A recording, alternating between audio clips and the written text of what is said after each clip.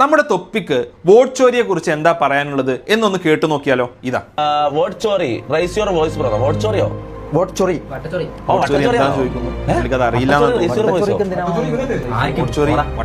Vote chory is about the current issue going on about the election commission. Nothing to discuss here about. Election commission vote ചോറി. Vote കട്ടാണ്. Vote ചോറ് അങ്ങനത്തെ എന്തോ ഒരു വിഷയപ്പുണ്ട്. എന്താ? അതായത് സ്ഥാനാർത്ഥികൾ വോട്ട് കള്ളവോട്ട് ഇതാക്കിയിട്ടുണ്ടോ പണ്ട് ഇതിനല്ലേ നമ്മള് സംസാരിക്കുന്നത്. ഫേസ്ബുക്ക് കാര്യങ്ങൾ ഇവനറിയാം. ഇവിടെ ഫിറ്റ് ആകുന്നൊരു മെമ്പർ അല്ല, ഇവിടെ ഫിറ്റ് ആകുന്ന മെമ്പറാണ്. നിങ്ങളിത് കേൾക്കുന്ന പാരന്റ് ആണ് എന്നുണ്ടെങ്കിൽ നിങ്ങൾ ഇന്ന് നിങ്ങളുടെ വീട്ടിൽ പോയി നിങ്ങളുടെ കുട്ടിയോട് ചോദിക്കേണ്ട 2 ചോദ്യങ്ങളുണ്ട്. 1, നിനക്ക് തൊപ്പി അറിയുമോ?